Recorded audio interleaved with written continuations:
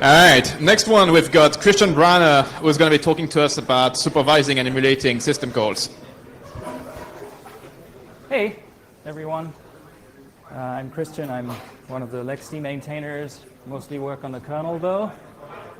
And is it grim? Maybe it's not high up enough. Keep it differently. Keep it differently. Okay, is this better? Is it better if I still keep my head this way? Okay. Right. I'm going to talk to you about supervising and emulating syscalls and how we make use of this inside of LXD. So, just a brief introduction. I'm not going to explain what syscalls are, but think of it like sort of a way that allows user space to communicate with the kernel, make a request, for example, open a file for me, write something somewhere, and so on. So like a fancy request handler, simplified.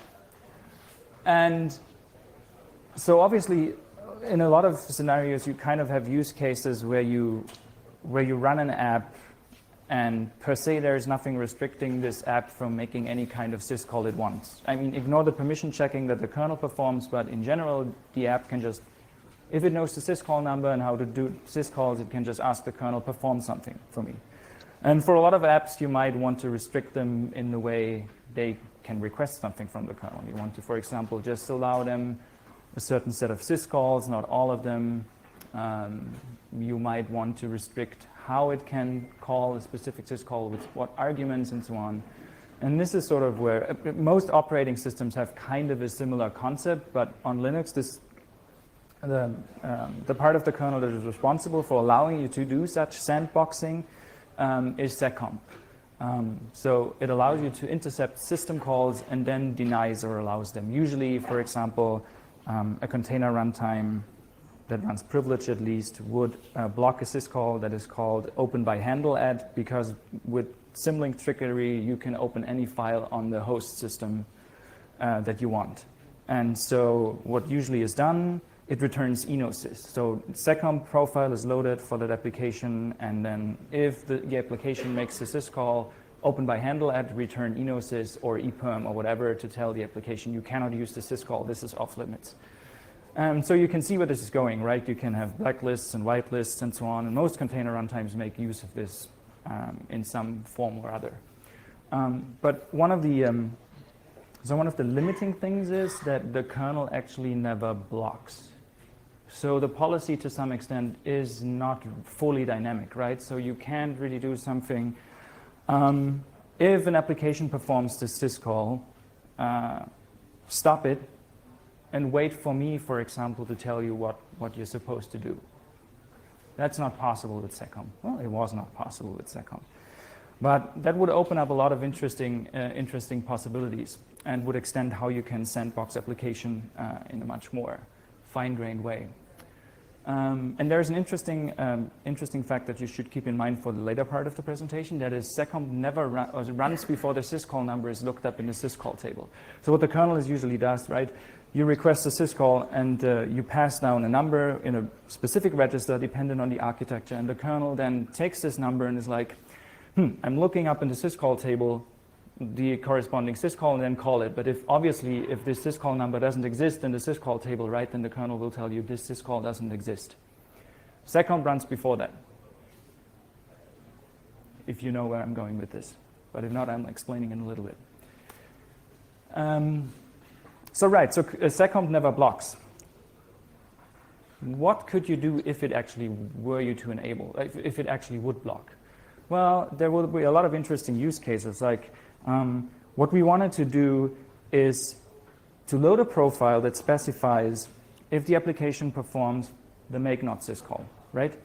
Then I want the kernel to not deny or allow it.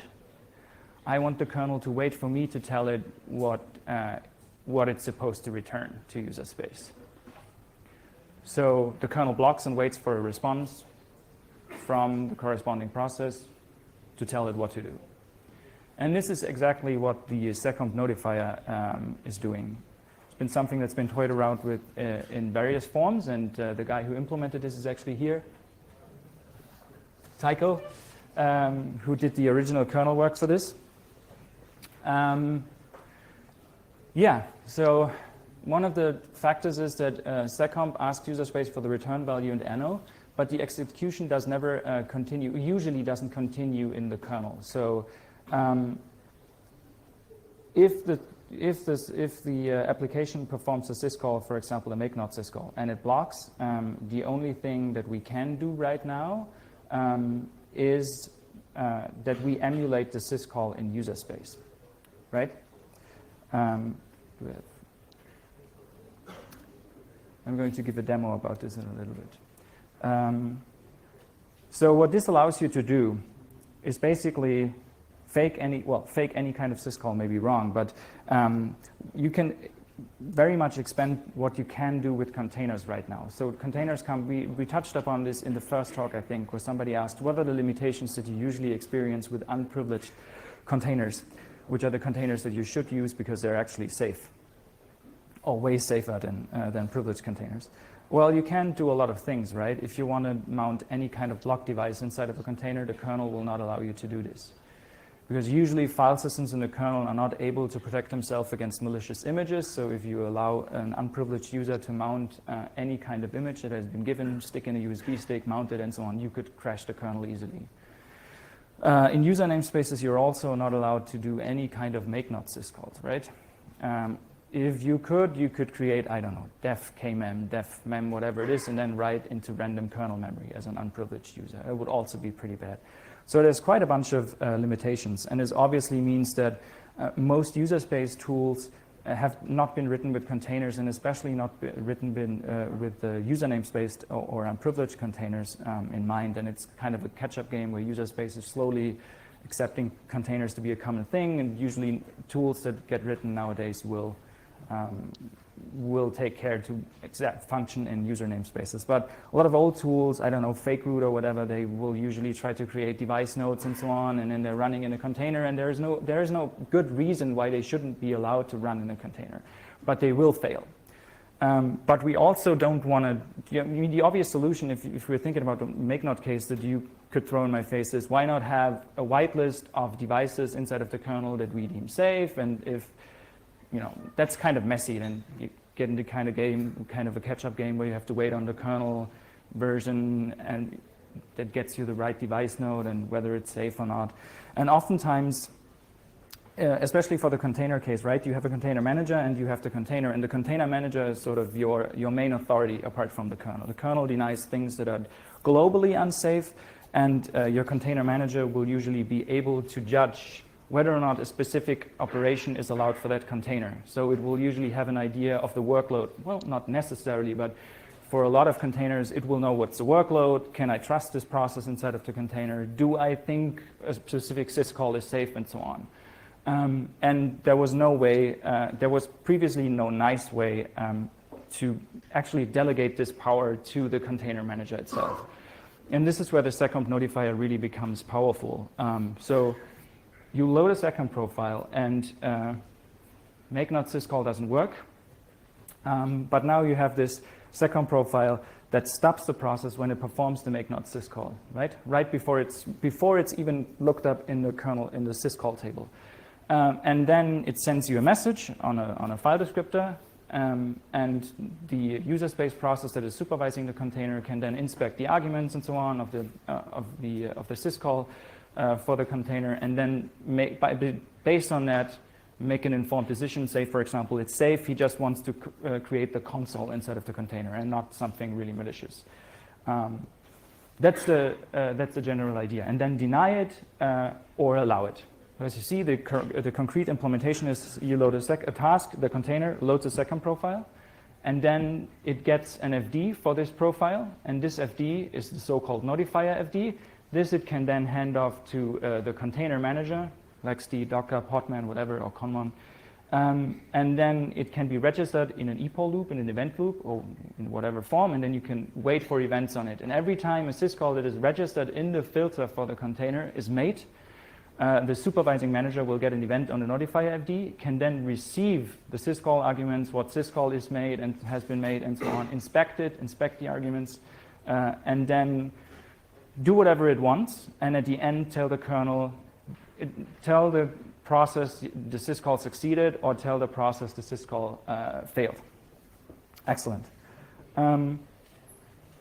So maybe I do the demo first, and then this is the gist of it, but we've expanded this quite a bit over the last times. This is too small, right? Better? Okay, I have, how do I do this?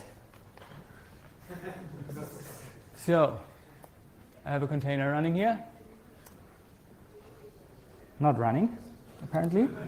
But, so I can start a container. Let's go with the F1 and clear. And as we are the LXD project, we run full system containers, as you can see. And we are in an unprivileged container. Oop. UID map. And for the really suspicious GID map. So what we can't do, obviously, is stuff like this. Wait, let me see. No. Yeah. Whatever. Make not, BBB, C. That is basically make me a device node called BBB. I know the arguments are really terrible. C is character device, and 5 is console. 5.1 is console in any case. But the kernel will not allow you to do this at all. Like this is off limits because you could create any device node otherwise, and there is no static device list in the kernel and so on, as I said. So now USB stick, X4 file system. So I'm not. That's for a later part of the demo, so don't get suspicious. So now we can. Lexi config set f1 security syscalls intercept make not true. And now, because currently second profiles can't be reloaded dynamically, restart f1, go inside. Let's try the same exercise again.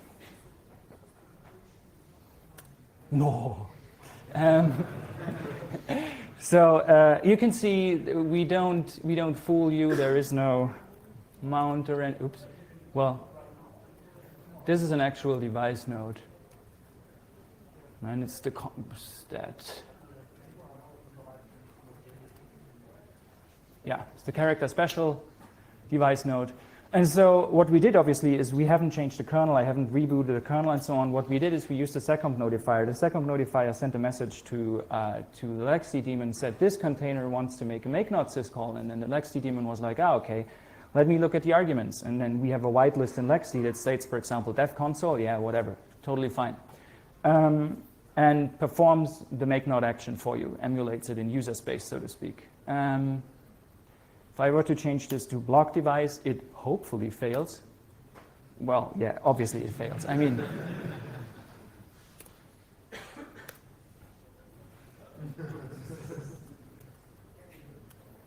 oh, I know why this still works, because I modified the demo to allow me any device node, but good.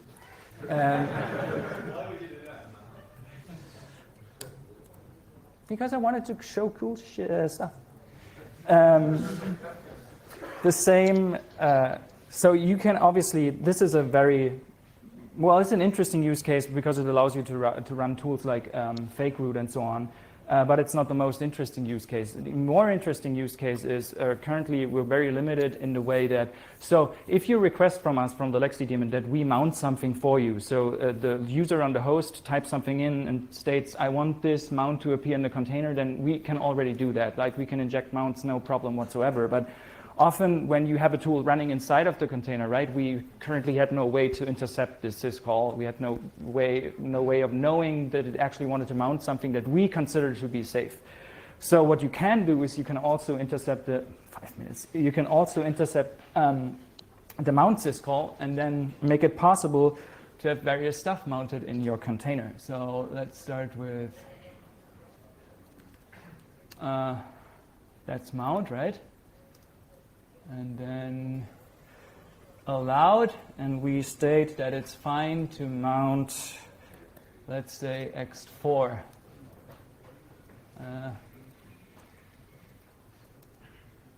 And that's 1. And, whoops. I should have a device node in there, hopefully.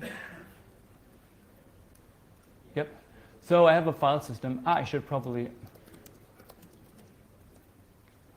So let me briefly remove this, and the reason is that I want to show you that it actually doesn't work by default.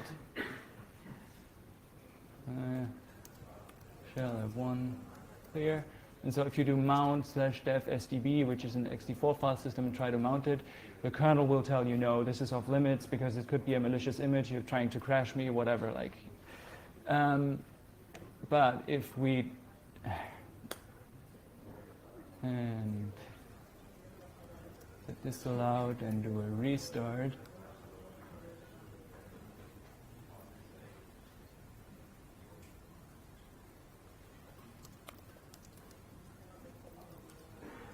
now I do the mount. There it is.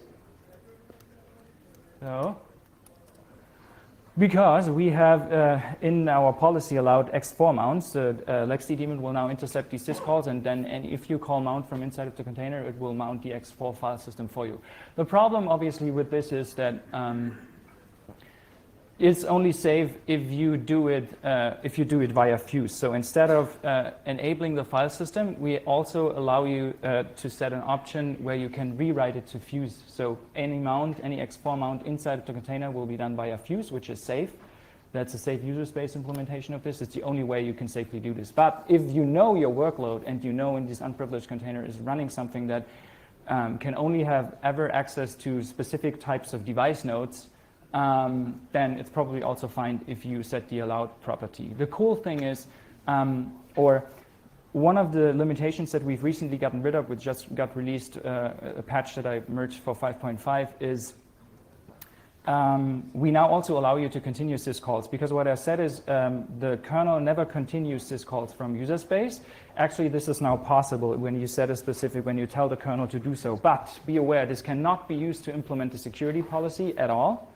It is only possible if you are sure that if you continue and an attacker, so imagine the following scenario. So a container performs a syscall, it gets stopped, and you now inspect the arguments, and then after this, based on the arguments that you copied out, you make a decision and you say, continue this syscall.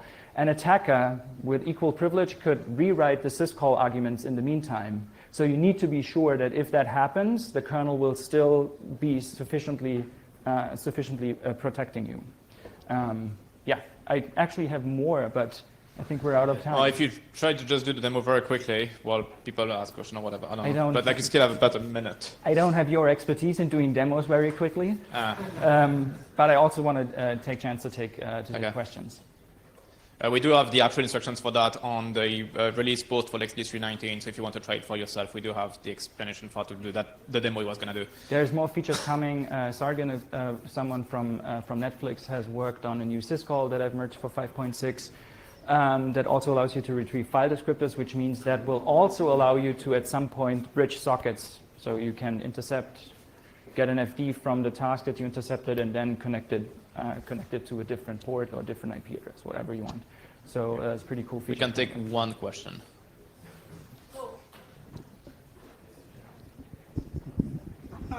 If the attacker with equal privilege could change the parameters, why not to make another option to allow the application to be blocked while the security check is being done? Because this way you could actually use this as a security mechanism. I think I have really bad ears, so I didn't understand it. You mentioned that you cannot use this as a security mechanism because the attacker can change the parameters while there's a check or in a race condition. So why not make an extra option for the application to be blocked while the check is being done? And this way, this could be a security mechanism. No, yeah, if you want. It does. It simply it So does work. the thread itself is frozen Yeah, when the you thread- hit in that. The problem is if you're multi-threaded. Yeah, not only multi-threaded, but also the issue that seccomp, at the time where seccomp is running, the kernel has not copied any of the memory. So as soon as you get out of seccomp and into the actual handler in the kernel, that logic there will read again from user space. So you can use it to do a quick check and deny, but you cannot really do any more because otherwise the value might still change underneath you, and that's just because of where seccomp is in the stack. So that comes back to my point about running before it's looked up in the syscall table. So the obviously the syscall in memory has not been performed. Actual memory copying happens in the actual syscall. Mostly in the actual syscall itself.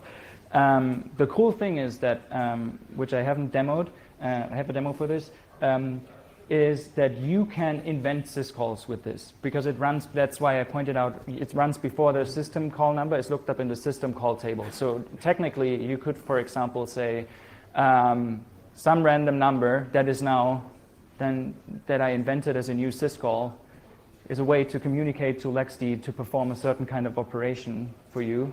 And that syscall doesn't even need to exist on the kernel. So technically, even if you're an older kernel, we could, for example, say, oh, it doesn't have this syscall, let's emulate it in user space. Yeah, you can emulate missing syscalls with it. You can prototype new syscalls with it. You can do a lot of really weird stuff. Okay, and we're out of time. Thank you very much.